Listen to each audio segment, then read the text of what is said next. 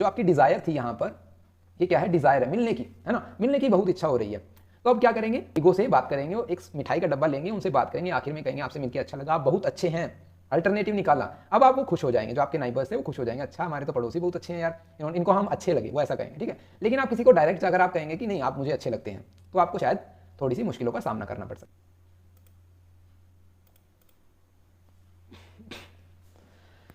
Hello everyone, कैसे हैं आप सभी, hope you are well and doing great. इस वीडियो में हम कवर करेंगे हमारा lesson first MPCE 011 psychopathology clinical psychology. जिन्होंने सब्जेक्ट चूज़ किया है अपनी स्पेशलाइजेशन में, उनके लिए MPCE 011 साइकोपैथोलॉजी फर्स्ट बुक है, लेसन फर्स्ट है, इंट्रोडक्शन टू साइकोपैथोलॉजी। इस चैप्टर में, इस वीडियो में जो हम कवर करने वाले हैं, एक बार मैं उन टॉपिक्स के नाम आपको बता देता हूँ। Supernatural beliefs, ancient supernatural beliefs क्या होंगे, ठीक है, बायोलॉजिकल बेसिस या फिजियोलॉजिकल बेसिस पर क्या बिलीव्स हैं, या फिर हम कहें अर्ली साइकोलॉजिकल, जो कॉन्सेप्ट हम क्लिनिकल साइकोलॉजी में यूज़ करते हैं, वहाँ पर 3 अप्रोचेस जैसे कि साइको एनालिसिस, ह्यूमैनिस्टिक अप्रोच और बिहेवियरिस्टिक, ठीक है, इन तीनों को डिस्कस करेंगे। और हम करेंगे एक गैलन और हिपोकैरेट्स, मतलब वो बायोलॉजिकल बेसिस में ही कवर हो जाएंगे। एक ओवरव्यू लेने की कोशिश करते हैं, समझने की कोशिश करते हैं कैसे साइकोलॉजी क्लिनिकल साइकोलॉजी की ज़रूरत हमें अपनी स्टडी में पड़ी, या फिर हम कह सकते हैं कैसे साइकोपैथोलॉजी टर्म है जो निकल के आए। अगर हम बात करें साइकोपैथोलॉजी का मीनिंग क्या होता है भाई, अगर आपने कोई मूवी देखी होगी ना सीरियल किलिंग वाली, तो हम कहेंगे वहाँ पर आपने एक टर्म सुनी होगी साइकोपैथ, है ना, ये साइकोपैथ किलर है, आप लोगों ने सभी ने सुनी होगी ना। तो साइकोपैथ किलर का मीनिंग क्या होता है, पहले मैं साइकोपैथोलॉजी के बारे में बता देता हूँ आपको। Scientific study of mental illness, समझ पा रहे हैं, जब हम मेंटल इलनेस की साइंटिफिक तरीके से स्टडी करना शुरू कर दे, उसको हम कहेंगे साइकोपैथोलॉजी। या मेंटल डिसऑर्डर्स को, मेंटल इलनेस को साइंटिफिक तरीके से आप समझने की कोशिश कर रहे हैं, कुछ रिसर्च करने की कोशिश करें, उसे कहेंगे साइकोपैथोलॉजी। तो अब जो सीरियल किलर में साइकोपैथ कहते हैं, उसको क्या कहते हैं, जिनको मेंटल डिसऑर्डर्स हैं, अपने इमोशन जिनका बिहेवियर खुद के कंट्रोल में नहीं है, किसी डिसऑर्डर से वो सफ़र कर रहे हैं, इस वजह से वो serial killer, serial means series में एक पैटर्न से किलिंग कर रहे हैं, मर्डर कर रहे हैं, तो उनको साइकोपैथ सीरियल किलर बोल दिया जाता है। समझ रहे हैं, वो तो होगी भाई मूवी की बात। अब हम बात करते हैं कि ये मेंटल डिसऑर्डर क्या है, मेंटल इलनेस क्या है, कहाँ से ये टर्म निकल के आई।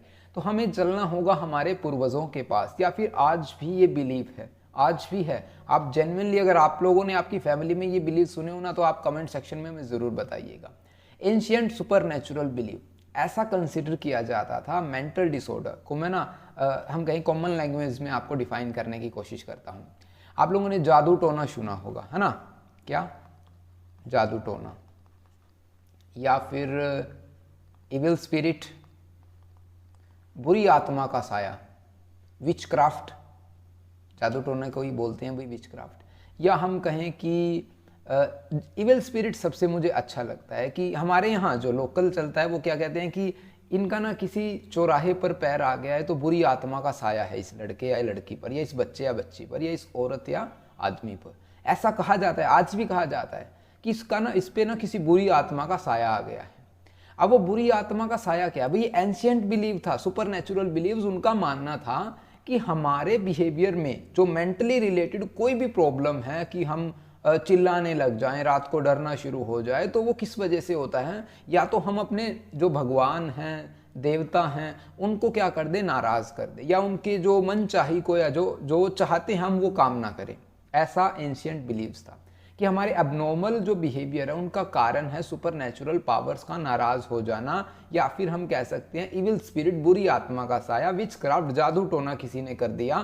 तो ये सभी रीजन थे हमारे एबनॉर्मल बिहेवियर के एंशिएंट टाइम में, हमारे जो पूर्वजों में, और आज भी है कई जगह। तो समझ रहे हैं, तो तो क्या कहती है थियरी, हम समझने की कोशिश करते हैं।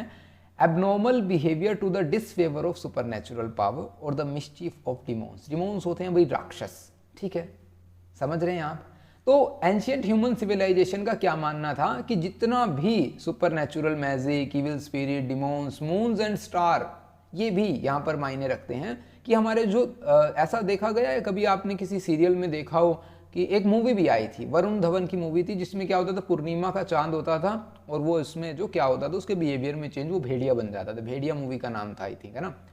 तो उसमें क्या दिखाया गया है, हमारे एंशियंट बिलीव था कि जो पूर्णिमा का चांद होता है ना, जिस टाइम में जो चांद पूरा होता है हमारे आसमान में, उस दौरान जो सितारों का और चांद का कोई कॉम्बिनेशन बनता है जिसका एक ह्यूमन का स्पेसिफिक पर्सन्स पर इफेक्ट होता है, जिससे उनकी मेंटल एक्टिविटीज अफेक्ट होती है। इसका वजह से हम कह सकते हैं एबनॉर्मल बिहेवियर शो कर रहे हैं। तो गजब की बात है भाई, एंशियंट बिलीव्स तो बिल्कुल, है ना, सुनने में कितना खतरनाक लगता है, डर लगता है। तो ऐसा मानना था। और अब उनको क्योर कैसे किया जाता था, अब आपने मूवी में देखा भी होगा, काफ़ी मूवीज़ में उनको पीटा जाता है, जंजीरों से बांध दिया जाता है। आज भी ऐसा देखा गया है कई जगह। इस तरह की जो हम कहें मेंटल डिसऑर्डर्स हो जाते हैं बच्चों को या किसी भी व्यक्ति को, तो उनको आज भी लोहे की जंजीरों से जकड़ लिया जाता है, उनको पीटा जाता है चाबुक से या किसी चमड़े के पट्टे से हम बोल सकते हैं, या फिर हम कहते हैं कि उनको पिंजरे में बंद कर दिया जाता है, घरों में बंद करके रख दिया जाता है, समझ रहे हैं। या फिर उनके ना जादू मंत्र जो लगाते हैं, तंत्र मंत्र विद्या, उस तरह की टेक्निक से उनको ठीक करने की कोशिश की जाती है। एंशियंट बिलीव्स के टाइम में ऐसा होता था। और यहाँ तक कि उनको जिंदा जला भी दिया जाता है। भूल भुलैया आपने मूवी देखी होगी, वहाँ पर एक स्टैचू को है जो जला दिया जाता है, उस जो एक्ट्रेस है उसके जो मेंटल डिसऑर्डर्स को ठीक करने के लिए, आपने देखा होगा। तो वो तो एक स्टैचू को, लेकिन एंशियंट टाइम में जिंदा व्यक्ति को जला दिया जाता ताकि उनकी फैमिली पे कोई भी इफेक्ट ना हो। तो ऐसा एंशियंट बिलीव्स था। तो आप लोगों को यहाँ से पता चल गया भाई कैसा खतरनाक जिंदगी थी पहले की, है ना। अगर किसी को कुछ हो जाए तो यूं समझ लीजिए खत्म, है ना। तो एंशियंट बिलीव के बाद आता है भाई सेकेंड स्ट्रीम, जो दूसरी वेव हम कहेंगे वो है फिजियोलॉजिकल डिसफंक्शन, बायोलॉजिकल या biochemical imbalance in the body.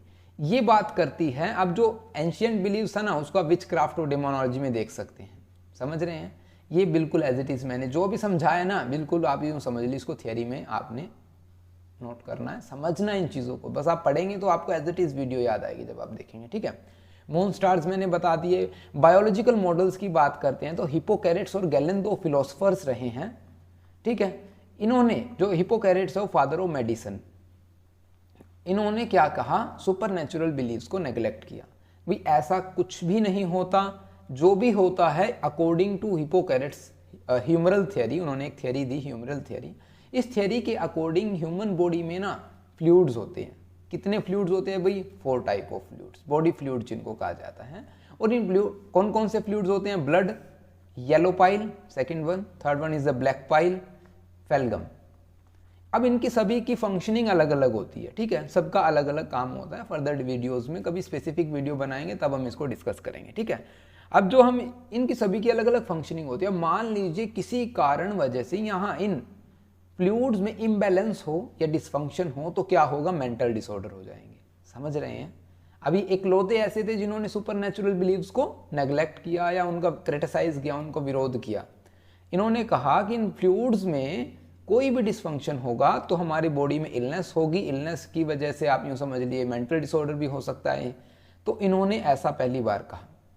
इन्होंने कोशिश की कि हम मेंटल डिसऑर्डर्स को कैटेगराइज कर दें, क्योंकि जब हम इनको कैटेगराइज कर देंगे ना तो उनको समझने में, आइडेंटिफाई करने में काफ़ी हेल्प होती है। आपको इन फ्यूचर जो फर्दर वीडियोज़ आएंगी वहाँ पर ICD, DSM-4 जो अभी रिसेंट में चले हुए हैं, DSM-5 TR चला हुआ है, तो ये इंटरनेशनल क्लासिफिकेशन डिसऑर्डर या डायग्नोस्टिक स्टैटिस्टिकल मेंटल डिसऑर्डर्स, तो यहाँ पर मैनुअल, सॉरी मेंटल डिसऑर्डर नहीं, मैनुअल, ठीक है। तो ये जो इन्होंने क्या किया है, इन 2 मैनुअल्स ने डिसऑर्डर्स को क्लासीफाई किया है। तो इनसे पहले गैलन थे जिन्होंने मेंटल डिसऑर्डर को क्लासीफाई किया। उन्होंने कहा जैसे कि मैनिया, मेलनकोलिया, एपिलेप्सी, ये जो कुछ टाइप ऑफ डिसऑर्डर उन्होंने बताए। अब जो गैलन है, गैलन ने क्या कहा था? गैलन ने ह्यूमरल थियरी को ही एक्सटेंड किया था, ठीक है, और कुछ नहीं किया था, इनको ही एक्सटेंड किया था।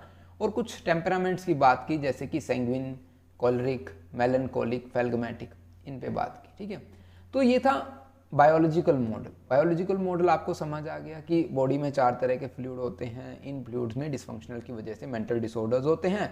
और जो हमारे एंशिएंट बिलीव्स में क्या था कि जादू टोना, तंत्र मंत्र विद्या या फिर किसी ने कुछ करवा दिया, इस तरह की बातें जो आप उसमें रखेंगे एंशिएंट बिलीव्स में। अब बात करते अर्ली साइकोलॉजिकल अप्रोच क्या कहती है। अर्ली साइकोलॉजिकल अप्रोच में जैसा कि मैंने बताया हम 3 थियरीज करेंगे या 3 अप्रोचेस करेंगे, psycho analytical approach, humanistic approach और बिहेवियरल अप्रोच। ठीक है, ये 3, बस उसके बाद हमारा चैप्टर खत्म। इसमें ही हमें जो इंट्रोडक्शन काफ़ी कुछ मिल जाएगा। हालांकि आपको अभी तक है जो ये समझ में आ गया होगा साइकोपैथोलॉजी, क्लिनिकल साइकोलॉजी में पढ़ने क्या वाले हैं, ये तो आपको यहाँ से एस्टीमेट आ गया। सब कुछ ही मेंटल डिसऑर्डर से रिलेटेड रहेगा कि हाँ कैसे मेंटल डिसऑर्डर्स आते हैं, कितने तरह के होते हैं। फर्दर वीडियोस में सारे के सारे डाउट्स आपके क्लियर हो जाएंगे। तो अर्ली साइकोलॉजिकल अप्रोचेज में पहली करेंगे साइको एनालिटिकल अप्रोच। इसको आप याद रख लीजिए बस। अब मैं बताता हूं आपको साइको एनालिसिस या साइको डायनामिक। अब जो साइको डायनामिक के फादर है ना सिगमंड फ्रॉइड हैं। यहाँ पे लिखा भी हुआ है क्या कहीं, मैंने आई थिंक शायद मैं भूल गया है ना, तो मैं आपको बता देता हूं। पहले मैं आपको ना इनके बारे में कुछ इंपॉर्टेंट इंफॉर्मेशन देता हूं ताकि आपका इंटरेस्ट बने। ठीक है, सिगमंड फ्रॉइड साइकोलॉजिस्ट हैं। इन्होंने फोकस किया अनकॉन्शियस माइंड पर। अनकॉन्शियस समझ जाते हैं, अब आपने काफ़ी यूट्यूब पर वीडियो देखी होगी, आपकी अनकॉन्शियस पावर ऐसी है, आपकी अनकॉन्शियस पावर वैसी है। अनकॉन्शियस माइंड का कॉन्सेप्ट ये लेके आए सिगमंड फ्रॉइड। ठीक है, ड्रीम एनालिसिस कि आप अपने सपनों को कैसे एनालिसिस करना है, इन्होंने इस पर काम किया। ठीक है, कि हम सपनों से कैसे रियल लाइफ को कनेक्ट कर सकते हैं, सिगमंड फ्रॉइड ने काम किया। सबसे ज़्यादा फोकस इनका और सबसे ज़्यादा क्रिटिक जो इनका क्रिटिसिज्म किया गया वो कॉन्सेप्ट था सेक्सुअल कॉन्सेप्ट। इन्होंने लिबिडल एनर्जी पर फोकस किया, सेक्सुअल एनर्जी पर फोकस किया, जिसकी वजह से इनको क्रिटिसिज्म देखने को मिला।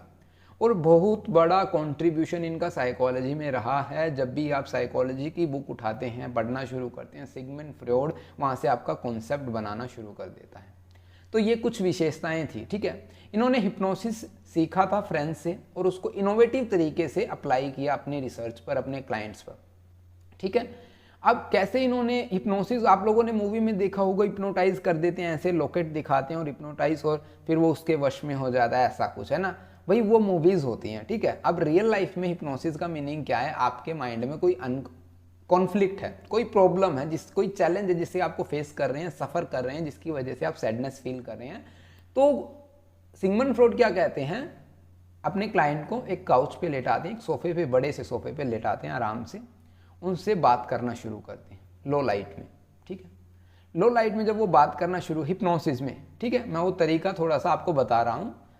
तो फिर वो क्या करेंगे, फ्री एसोसिएशन टेक्निक लगाएंगे। फ्री एसोसिएशन मीन्स आप जो अपने क्लाइंट से फ्रीली बात करेंगे, जो भी उनके माइंड में थॉट आ रहे हैं वो सभी अपने जो काउंसलर को बताएगा या साइकोलॉजिस्ट या थेरेपिस्ट को बताएगा। इस तरह से वो क्या कर रहे हैं, कहीं ना कहीं हमारे अनकॉन्शियस माइंड में जाने की कोशिश करते हैं, ऐसी प्रोसेस कुछ रहती है।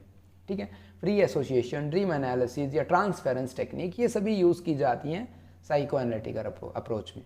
तो अब इनका जो कंट्रीब्यूशन रहा है वो कितना बड़ा रहा है, मैं आपको बताने की कोशिश करता हूँ। हालांकि इस पर 2 या 3 घंटे की वीडियो बन जाएगी, लेकिन मैं आपको इन शॉर्ट मैंने जो नोट्स तैयार किए हैं इसमें आपको काफ़ी हद तक समझ आ जाएगा।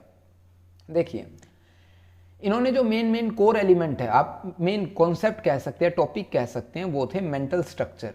मेंटल स्ट्रक्चर में आपको 3 टर्म देखने को मिलेगी, इड, ईगो, सुपर ईगो।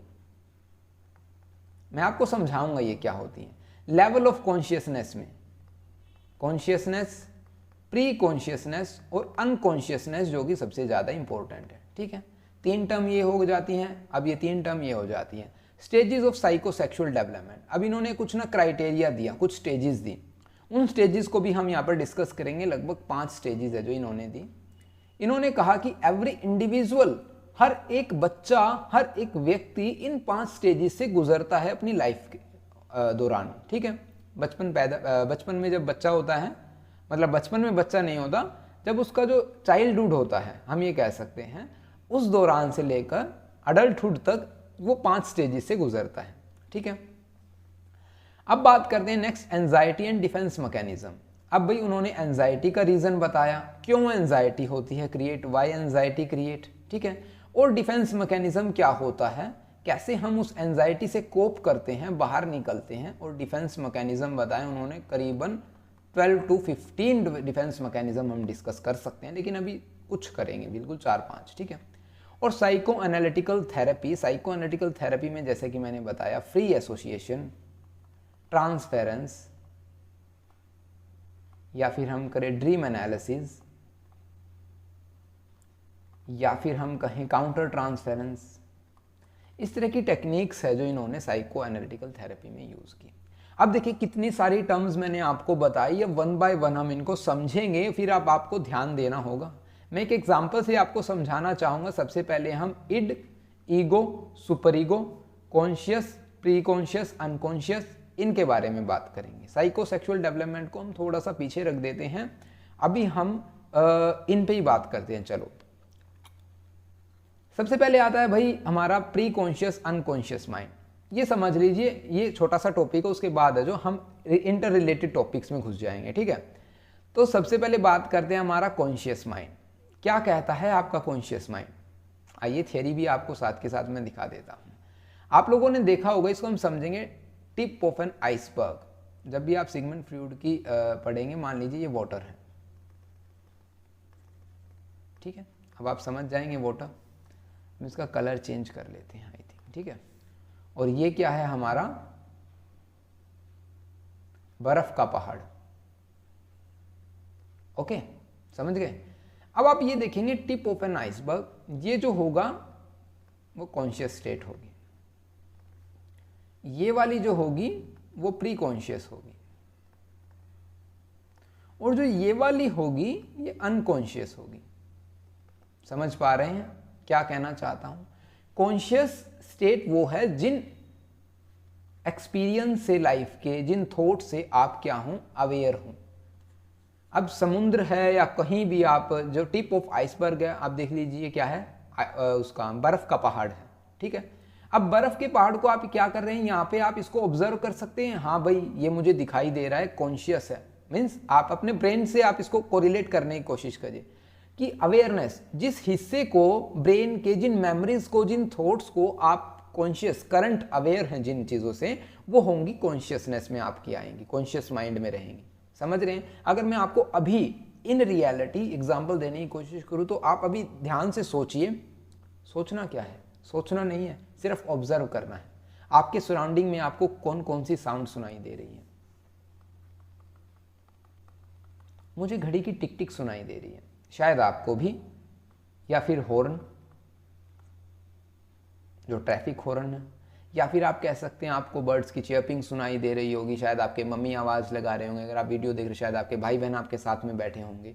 तो इस तरह की करंट अवेयरनेस, जो भी इंफॉर्मेशन, जो भी एक्सपीरियंस, जो भी आप रियल टाइम में फील कर रहे हैं, वो कॉन्शियस माइंड में आएगी, ठीक है। अब बात है, सडनली आपके फादर ने आपको आवाज़ लगाई और कहा कि तुमने गाड़ी की चाबी कहाँ रखी है? आप कहेंगे यहीं रखी है। कहाँ रखी है भाई? आप कहेंगे टेबल के नीचे, टेबल के नीचे, टेबल के नीचे। आप तुरंत बता देंगे, ठीक है। या फिर तुम्हें फार्म हाउस की चाबी कहाँ रखी है भाई? वहाँ रखी है ना। तो आप करके आ रहे हैं यहाँ पर प्री कॉन्शियस, आप किसी इंफॉर्मेशन को याद करने की कोशिश कर रहे हैं, और वो इंफॉर्मेशन इजिली आपको याद आ जाती है। Rarely access memory and thoughts that can easily be brought to the conscious mind, easily आपके कॉन्शियस माइंड में आ जाती है। This is the example of preconscious mind. समझ पा रहे हैं? जो वो इंफॉर्मेशन आपके प्री कॉन्शियस माइंड में है। लेकिन कुछ इंफॉर्मेशन, जैसे कि आपका चाइल्डहुड एक्सपीरियंस, अगर आपकी लाइफ में कुछ बचपन में ऐसी इंसिडेंट हुई है जिनकी वजह से आप सबमिसिव नेचर शो करते हैं, पॉसिबल है कहीं ना कहीं आपके करंट लाइफ को वो बिहेवियर अफेक्ट करता है, लेकिन कभी कभार, है ना।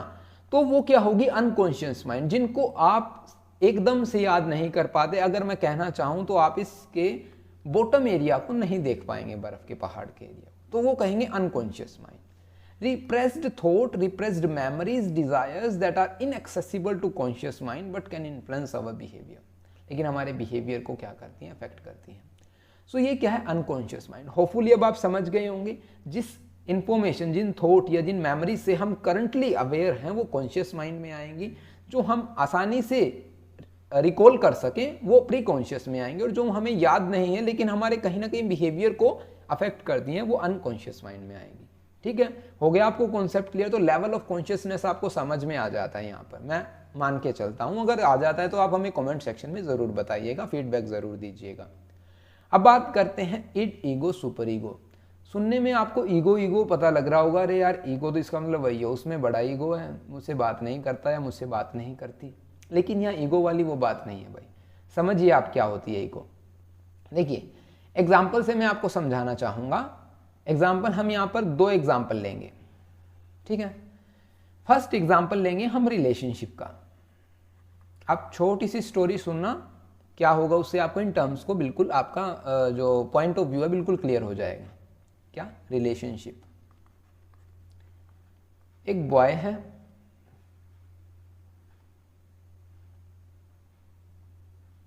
और एक गर्ल है, ठीक है। अब ये रहते हैं भाई फैमिली में, मान लीजिए हस्बैंड वाइफ है, ठीक है। क्या है? Husband wife. अब ये एक अपने घर में रहते हैं, सीधी सी बात है, कॉलोनी में। अब कॉलोनी में कोई पड़ोस में इनके क्या आ जाता है, एक और कपल आ जाता है, एक और कपल बना लेते हैं हम यहाँ पर, ठीक है। ये क्या है? नाइबर्स, ठीक है। और ये जो हमारे मेन हीरो हैं, ओके। अब मैं आपको छोटी सी स्टोरी सुनाता हूँ, आप इंटरेस्ट से इसको सुनने की कोशिश कीजिएगा। क्या होता है कि मान लीजिए अब दोनों की हेल्दी रिलेशनशिप है, कोई इशू नहीं है अभी तक, ठीक है। लेकिन जैसे ही ये कपल यहाँ पर आया इनके पड़ोस में, तो आप दोनों का पर्सपेक्टिव में लेके चलने वाला हूँ, ठीक है। भाई ये जो ये जेंट्स है ना, ठीक है, ये जो मेल है इस फीमेल को देखकर उनको कहीं ना कहीं अच्छा लगता है, कहीं ना कहीं अच्छा लगता है। ऐसे ही इनको आप ले सकते हैं कि इनको ये मेल देखकर है जो कहीं ना कहीं अच्छा लगता है, क्यों ना हम उनसे मिलने के लिए जाएं। इनके मन में भाव है, कहीं ना कहीं इमोशन है कि हमें उनको मिल के आना चाहिए, नाइबर्स को, काफ़ी सुंदर है दिखने में, या मुझे इनसे बात करनी चाहिए। लेकिन उनको एक ना भाव क्या रोकता है, मन में जो एक फीलिंग आती है, आप लोगों ने भी कभी कभार महसूस की होगी कि यार चलें उनसे बात करने, तो यार मेरे हस्बैंड क्या सोचेंगे या मेरी वाइफ क्या सोचेंगी, ऐसे ये सोच रहे हैं, ठीक है। लेकिन कहीं ना कहीं उनका मन तो कर रहा है भाई हमें उनसे मिलने के लिए जाना, तो वो क्या करते हैं, अल्टरनेटिव निकालने की कोशिश करते हैं। अल्टरनेटिव क्या करेंगे कि आज हमने हलवा बनाया है या कोई भी स्वीट बनाई है, तो मैं क्यों ना उनको देने के लिए जाऊं पड़ोस में, ठीक है। तो वो चले जाते हैं, इनमें से कोई भी एक पर्सन है जो जाता है। अब जैसे ये इनसे मिलने के लिए जाते हैं, उनसे बात करते हैं, तो अट्रैक्शन बढ़ता है वहाँ पर। और जब वो अट्रैक्शन बढ़ता है तो ये काफ़ी लॉयल है, जो ये हमारा मेन हीरोइन एक्ट्रेस है, ये काफ़ी लॉयल है अपनी रिलेशनशिप में। तो इनको लगता है नहीं यार कहीं मैं गलत तो नहीं कर रहा अपनी रिलेशनशिप में, कहीं मैं मिसट्रस्ट तो नहीं शो करूँगा, शायद मैं गलत रास्ते पे हूँ। सभी को होता है, ये सिर्फ एक एग्जाम्पल है, समझने की कोशिश कीजिएगा। तो अब वो क्या होगा, वो वापिस आ जाती है या वापिस आ जाता है, और अब इसको एंजाइटी होना शुरू हो जाता है ना, कि शायद देखो मैंने गलत किया, मुझे ऐसा करना नहीं चाहिए था, मेरी हेल्दी रिलेशनशिप है, वो मेरे हस्बैंड या मेरी वाइफ है जो सही है, तो मुझे उनको धोखा नहीं देना चाहिए। इस तरह की एंजाइटी होती है ना। तो उस एंजाइटी से बचने के लिए मान लीजिए कभी इनमें झगड़ा हो जाता है, और झगड़े के दौरान वो कहते हैं कि तुम भी तो वहाँ गए थे या तुम भी तो वहाँ गई थी, तुमको उनसे बात करने की क्या ज़रूरत थी। इस तरह के कॉन्फ्लिक्ट हो जाते हैं। तो अब आपने इतनी स्टोरी सुनी, ठीक है। अब चलते हैं यहाँ पर इड, ईगो, सुपर ईगो कहाँ से आ गई भाई, आप लोगों ने अभी तक सोचा नहीं। तो चलिए अभी मैं बताता हूँ आपको। इड क्या कहती है, इड है भाई primitive instinctual part that seek immediate gratification of basic needs. अब देखिए जब एक पर्सन का मन किया कि मैं अपने पड़ोस में जो हमारे नाइबर्स आए हैं मैं उनसे मिलने के लिए जाऊं, कहीं ना कहीं एक अट्रैक्शन आती है, ठीक है। जो वो अट्रैक्शन आई वो क्या थी, इड थी। समझ रहे हैं, वो क्या थी, इड, वो अट्रैक्शन। कि उनको एकदम मन किया, इंपल्सिव बिहेवियर, नहीं यार तुमको उनसे मिलके आना चाहिए, अभी मिलके आना चाहिए, बिल्कुल, दैट इज द इड, ठीक है। अब ईगो क्या कहती है, मुझे मिलना तो चाहिए ठीक है, लेकिन मैं क्यों ना कुछ स्वीट लेके जाऊं वहां पर। एक अल्टरनेटिव फाइंड आउट किया। वो मान लीजिए अब आप डायरेक्ट जाएंगे कहीं किसी से मिलने के लिए और आप कहें कि आप मुझे बहुत अच्छे लगते हैं, तो क्या आपको अच्छा लगेगा, शायद वो सोसाइटी से अनएक्सेप्टेबल बिहेवियर होगा, शायद आपकी पिटाई हो वहाँ पर, है ना। तो ईगो क्या कहेगी, तुम ऐसे मत कहो उनको जाके, तुम एक मिठाई का डब्बा लेके जाओ, उनको मिलो और आप गए, आपसे मिलके हमें बहुत अच्छा लगा, समझ रहे हैं, आप काफ़ी अच्छे हैं। फिर आप ये बात कहेंगे, दिस इज द ईगो, कि आप एक्सेप्टेबल वे से अपनी इड को कंप्लीट करें। जो आपकी डिजायर थी यहाँ पर, ये क्या है, डिजायर है मिलने की, है ना, मिलने की बहुत इच्छा हो रही है। तो अब क्या करेंगे, ईगो से बात करेंगे और एक मिठाई का डब्बा लेंगे, उनसे बात करेंगे, आखिर में कहेंगे आपसे मिलके अच्छा लगा, आप बहुत अच्छे हैं, अल्टरनेटिव निकाला। अब आप वो खुश हो जाएंगे, जो आपके नाइबर्स थे वो खुश हो जाएंगे, अच्छा हमारे तो पड़ोसी बहुत अच्छे हैं यार, इनको हम अच्छे लगे, वो ऐसा कहेंगे, ठीक है। लेकिन आप किसी को डायरेक्ट अगर आप कहेंगे कि नहीं आप मुझे अच्छे लगते हैं, तो आपको शायद थोड़ी सी मुश्किलों का सामना करना पड़ सकता है। तो ईगो समझ गए, अल्टरनेटिव्स, डिजायरेबल बिहेवियर को कंप्लीट करना एक्सेप्टेबल बिहेवियर की हेल्प से, समझ रहे हैं, जो आपकी सोसाइटी जिसे एक्सेप्ट करे। सुपर ईगो कहती है जब उनको लगा कि नहीं यार मुझे मिसट्रस्ट नहीं शो करना चाहिए मेरी रिलेशनशिप में, this is the super ego, जो सही गलत की बात करता है, इनर वॉइस जो आती है ना, नहीं मेरे हस्बैंड सही है, मैं यहाँ पर इनसे नहीं मिलना चाहिए मुझे, समझे, this is the superego. Internalize moral compass representing societal values और एक्सपेक्टेशंस, जो हमारी सोसाइटी चाहती है, जिन जो सोशल नॉर्म्स होते हैं ना, कि अगर कोई अपनी रिलेशनशिप में ट्रस्ट शो करेगा तो वो अच्छा इंसान कहलाएगा, है ना। तो इस जो रोल मॉडल पे खरा उतरने के लिए हम क्या करेंगे, उन वहाँ से उठ के चले आएंगे और कहेंगे नहीं हमें आगे से नहीं जाना, उनसे आगे से नहीं मिलना, मैं कभी उनकी तरफ देखूंगा नहीं। तो this is the super ego, inner voice जो आती है, समझ रहे हैं कितने गजब के कॉन्सेप्ट हैं। इट ईगो सुपर ईगो आ गई समझ में। अब बात आती है आगे, आगे कहाँ पर, एंजाइटी और डिफेंस मैकेनिज्म। अब भाई जब उनको लगा कि नहीं यार तुमने गलत किया, तो क्या हो रही है, एंजाइटी हो रही है। क्या हो रही है यहाँ पर, एंजाइटी। एंजाइटी किस वजह से होगी, अब देखिए मान लीजिए इड, अब मैं एग्जांपल चेंज कर रहा हूँ यहाँ पर, ठीक है, एग्जांपल चेंज करते हैं। एक बच्चे का मन है, नहीं एग्जांपल यही रखते हैं, शायद आपको मजा आ रहा है ना। तो इड क्या कह रही है, अट्रैक्शन, तुम जाओ उनसे मिलो और उनको बता दो कि तुम उन्हें कितना चाहते हो, है ना, दिस इज द अट्रैक्शन, आपकी इड ने कहा। लेकिन ईगो ने कहा, ईगो नहीं आपकी सुपर ईगो ने कहा कि नहीं आपको ना जाना, वहां नहीं जाना भाई, ऐसा करोगे तो कैसे काम चलेगा, है ना। तो आपकी सुपर ईगो ने आपको रोक लिया। जब इड के और सुपर ईगो के बीच में क्या हो जाए, कॉन्फ्लिक्ट हो जाए, भाई क्या करें क्या ना करें, ये कैसी मुश्किल है। अब जो इड और सुपर ईगो के बीच में जो कॉन्फ्लिक्ट है ना, उसको हम बोलते हैं क्या, एंजाइटी। समझ रहे हैं, आप कंफ्यूज हैं क्या किया जाए क्या ना किया जाए, अब ये कैसी मुश्किल आ गई, तो ये एंजाइटी है।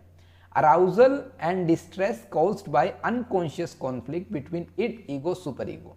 इनके बीच में जब आप उलझ जाएं कि अब मैं क्या करूं यार, मेरा मन कहता है मैं जाऊं और मेरा दिमाग कहता है मैं ना जाऊं, या मेरा दिमाग कहता है मैं जाऊं या मेरा मन कहता है मैं ना जाऊं, तो ये है एंजाइटी। और अब इस एंजाइटी से बचने के लिए जो मेथड आप यूज करते हैं उनको बोला गया है डिफेंस मैकेनिज्म।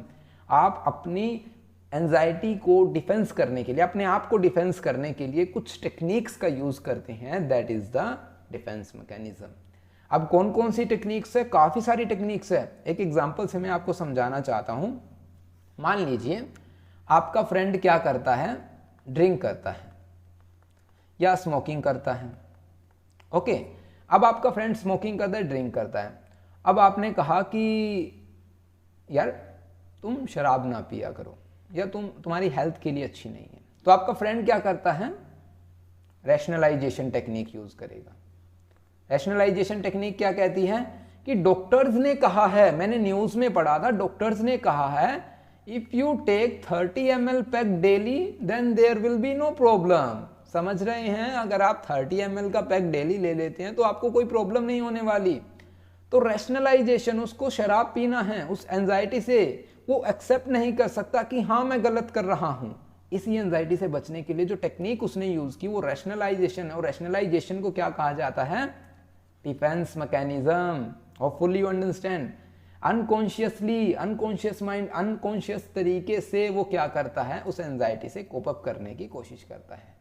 जैसे कि रिप्रेशन, डिनाइल, प्रोजेक्शन। यहां जो हमने ऊपर एग्जांपल लिया, यहां पर कौन सा जो डिफेंस मैकेनिज्म काम देगा, प्रोजेक्शन। मान लीजिए झगड़ा हो जाता है दोनों के बीच में कि तुम वहाँ गए थे, तुम उनसे मिले, तुमने उनको ऐसा कहा, तो वहाँ पर हस्बैंड या वाइफ क्या कहेगी कि तुम भी तो अपने पड़ोस में शायद उसको पसंद करते होगे, शायद तुम्हारी नज़र उन पर है। तो प्रोजेक्शन क्या, हम अपने वाली फीलिंग जो हमारे मन में है किसी के रिगार्डिंग, वो हमारे पार्टनर पे थोप रहे हैं, समझ रहे हैं, दैट इज द प्रोजेक्शन। ठीक है, अब बात करते हैं साइको एनालिटिक थेरेपी की। थेरेपी में जैसा कि मैंने बताया फ्री एसोसिएशन की, हम फ्रीली हमारे क्लाइंट के साथ बात करते हैं। ड्रीम एनालिसिस, ट्रांसफेरेंसीज में ड्रीम एनालिसिस समझ जा रहे हैं आप। ट्रांसफेरेंस में क्या होता है कि जैसे मान लीजिए दो कॉन्फ्लिक्ट है, दो हस्बैंड वाइफ में, तो हमने क्या किया, हस्बैंड से बात की, तो यहाँ पर काउंसलर को एज ए वाइफ समझकर हस्बैंड वो क्या करेगा, अपनी फीलिंग्स को बाहर निकालेगा, जितना भी होगा, अच्छा भला बुरा, जितना भी उसको बोलना होगा, सब कुछ उसे वाइफ समझेगा। दिस इज ट्रांसफरेंस टेक्निक, जब हम अपनी फीलिंग्स को बाहर डाल रहे हैं अपने काउंसलर पर। ठीक है, तो ये थी हमारी psycho analytical therapy, anxiety defence mechanism, stage of psycho sexual development, level of consciousness. अगर आप इस पर डीप वीडियो चाहते हैं विद नोट्स, तो हमने चैनल पर ऑलरेडी बना रखी हैं, आप जो सर्च करके एक्सेस कर सकते हैं। सो यहाँ पर होपफुली मुझे लगता है कि आपको काफ़ी कुछ समझ में आ गया होगा। डिफेंस मैकेनिज्म देखिए कितने टाइप के हैं यहाँ पर, denial, displacement, intellectualization, projection, rationalization, reaction formation, regression, repression, suppression, sublimation. ये काफ़ी मज़ेदार है, जब आप यूज़ करेंगे ना आपको पता लगेगा यार हमने तो सारी की सारी यूज़ कर रखी है, इतनी एंजाइटी हमारे अंदर है ना। अब बात करते हैं साइको सेक्सुअल डेवलपमेंट स्टेज। जो साइको सेक्सुअल डेवलपमेंट स्टेज है, इनकी वजह से ना क्रिटिसिज्म इनको काफ़ी देखने को मिला। तो फ्रॉइड ने प्रपोज्ड 5 स्टेजेस ऑफ डेवलपमेंट। पहली स्टेज है oral stage, birth to 1 year. यहाँ पर ओरल स्टेज में क्या होता है, जो प्लेजर पॉइंट होता है वो बच्चे का माउथ होता है। आपने देखा होगा कि मोस्टली चीज़ें इस उम्र में 0 से 1 ईयर बच्चा क्या करता है, थंब सकिंग, या फिर आप कुछ भी टॉय दोगे तो उसको वो अपने मुंह में लेने की कोशिश करेगा। आप उसके चेहरे की तरफ है ना अपनी उंगली लेके जाएंगे तो वो मुंह में लेने की कोशिश करेगा। This is the oral stage, कि उसको ना हर एक चीज़ को मुंह में लेने में मज़ा आ रहा है, समझ रहे हैं। The anal stage, anal stage में क्या होता है कि उसका कंप्लीटली जो प्लेजर फोकस है ना अब फीसिस पे चला जाता है। फीसिस से हम कह सकते हैं कि बच्चा है ना यहाँ पे पोटी के साथ खेलता है, या फिर आपने देखा होगा बच्चा सुसु करता है उसी में खेलना शुरू कर देता है, तो उसको उसमें मज़ा आना शुरू हो जाता है। This is the anal stage. ठीक है, next one is the phallic stage. यहाँ पर हम कह सकते हैं कि यहाँ पे टॉयलेट ट्रेनिंग आ जाती है बच्चे के एनाल स्टेज में, है ना। तो फेलिक स्टेज इनको ब्रीफली डिस्कस करेंगे अगर आपके टॉपिक में आ जाती है, इन फ्यूचर सिलेबस में आ जाती है। अदरवाइज आप हमने ऑलरेडी वीडियो बना रखी है, आप वहाँ पर अभी जो उनको एक्सेस कर सकते हैं। फेलिक स्टेज की बात करते हैं, यहाँ पर जेनिटल एरियाज को बार बार है जो टच करता है उसको उसमें मज़ा आना शुरू हो जाता है, फेलिक स्टेज कहती है। लेटेंसी स्टेज में क्या होता है कि सेक्सुअल अर्ग आर रिप्रेस्ड। अब यहाँ पे जो 5 to 12 ईयर है ना, अब जो यहाँ पर जिन एक्टिविटीज़ में उनको मज़ा आता था, जिनमें वो प्लेजरेबल एक्टिविटीज़ में जो इंजॉय करते थे, अब उनको जो रिप्रेस कर दिया जाता है, क्योंकि इंट्रैक्शन, सोशल इंट्रैक्शन बढ़ जाती है, सोशल स्किल्स, रिलेशनशिप डेवलप करने में बच्चे बिजी हो जाते हैं। तो लेटेंसी स्टेज जिसको कहा गया है। Next one is a genital stage, दोबारा एडोलेसेंस ऑनवर्ड। तो यहाँ पर सेक्सुअल अर्ग्स दोबारा से उभर आती हैं। Mature sexual relationship are form, यहाँ पर अब है जो दोबारा फिर सेक्सुअल रिलेशनशिप या रिलेशनशिप में है जो बच्चा जाने की कोशिश करता है, जेनिटल स्टेज। सो ये psycho sexual developmental stages according to Sigmund Freud, जिन्होंने अपनी साइको एनालिटिक अप्रोच में ये दी थी। होपफुली आपको सिगमंड फ्रॉइड के बारे में काफ़ी हद तक यहाँ से नॉलेज मिल गई होगी। अब हम बात करते हैं बिहेवियरल अप्रोच। बिहेवियरल अप्रोच क्या कहती है भाई, अब आपको सिगमंड फ्रॉइड वाली बात समझ के ये तो पता चल गया होगा कि हमारा अनकॉन्शियस माइंड, हमारा चाइल्डहुड एक्सपीरियंस कैसे हमारे करंट लाइफ को अफेक्ट करता है। बिहेवियरल अप्रोच में जो इवॉन पवोल या फिर BF स्किनर, जॉन वॉटसन, ये कुछ साइकोलॉजिस्ट हैं जिनका काफ़ी कंट्रीब्यूशन रहा है। बिहेवियरल अप्रोच के अकॉर्डिंग हम कुछ भी मीनिंग आप अच्छा व्यवहार हो, मतलब good behaviour, maladaptive behaviour, unacceptable behaviour, आप कुछ भी कहें, तो वो बिहेवियर ना हम सीखते हैं, लर्न करते हैं हमारे एनवायरनमेंट से, समझ रहे हैं। अब सीखने में सब कुछ आता है, आप गुड बिहेवियर भी सीख सकते हैं, बैड बिहेवियर भी सीख सकते हैं, एक प्रोसीजर है सीखने का, ठीक है। अब हो सकता है आपके लाइफ के एक्सपीरियंस में आपने classical conditioning, operant conditioning, modelling techniques, इनसे अपने बिहेवियर को लर्न किया हो, और हम इन थेरेपीज़ को लगा के systematic desensitisation, token economy, aversive stimuli, extinctions, इन सभी का यूज़ करके जो अनवांटेड बिहेवियर उसको अनलर्न कर सकते हैं, समझ रहे हैं, और जो वांटेड बिहेवियर है उसको लर्न करवा सकते हैं बच्चों को। तो कैसे बिहेवियर में चेंज आएगा, बिहेवियरिस्टिक अप्रोच कहती है ये, समझ पा रहे हैं। तो यहाँ पर ये कहता है कि learning perspective the abnormal behaviour itself is a problem. In this perspective abnormal behaviour is learn in much the same way as normal behaviour. जैसे हम नॉर्मल बिहेवियर को लर्न करते हैं ना, ऐसे ही अब हम अबनॉर्मल बिहेवियर को लर्न करते हैं, समझ रहे हैं। यही एक रीज़न है कि कुछ बच्चे अलग तरीके से बिहेव करते हैं डिफरेंट एनवायरनमेंट की वजह से। तो अगर हम यहाँ पर बात करते हैं फोकस की, तो बिहेवियर पर है, रिलेशनशिप टू द एनवायरनमेंट, क्योंकि हमारा एनवायरनमेंट ही अकॉर्डिंग टू बिहेवियरिस्टिक अप्रोच, हमारा एनवायरनमेंट हमें सब कुछ सिखाता है भाई, ठीक है। Key figure B.F. Skinner, John B Watson और इवोन पवोल भी आप यहाँ पर ऐड कर लीजिए, ठीक है। अब मेन प्रिंसिपल क्लासिकल कंडीशनिंग में क्या है कि हम स्टिमुलस कंडीशन, अनकंडीशनल और कंडीशनल स्टिमुलस के साथ है जो रिस्पॉन्स को ऐड करके चीज़ों को सीखते हैं।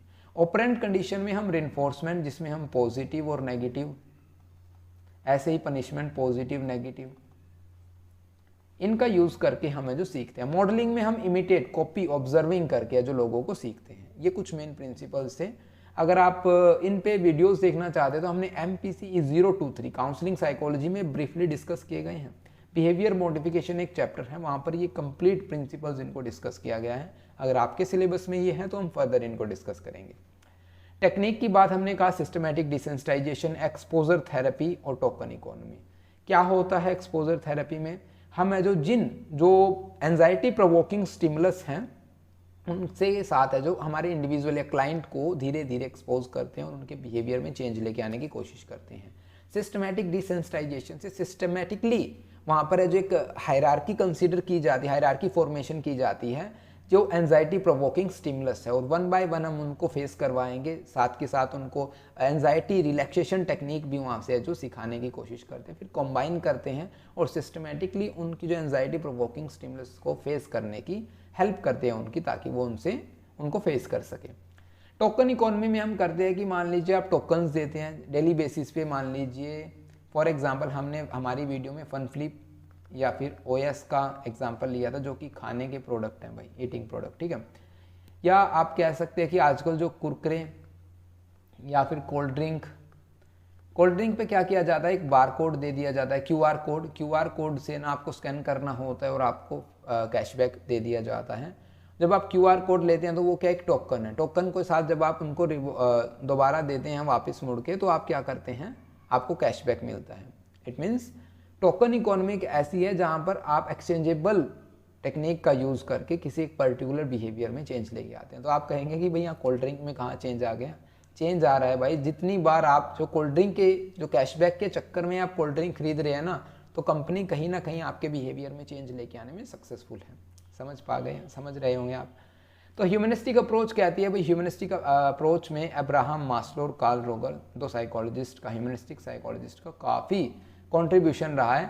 इनका जो मेन फोकस है वो सेल्फ डिटर्मिनेशन या सेल्फ एक्चुअलाइजेशन, इनके अकॉर्डिंग हमारे जो एक्शंस हैं, जो हमारी चॉइसेस हैं, हमारी लाइफ में हरदम हमारे पास चॉइसेस आती हैं कि आपको मेडिकल चूज़ करना है, नॉन मेडिकल चूज़ करना है, या फिर हम कहें कि आपको काउंसलिंग चूज़ करनी है, क्लिनिकल चूज़ करनी है, तो चॉइसेस हैं। अगर आपके एक्शंस क्या होंगे, आपने किसी एक ऑप्शन को चूज़ कर लिया, अब उन ऑप्शंस के आपको जो कॉन्सिक्वेंसेस है वो तो आपको देखने होंगे, उनकी रिस्पॉन्सिबिलिटी भी आपको लेनी होगी।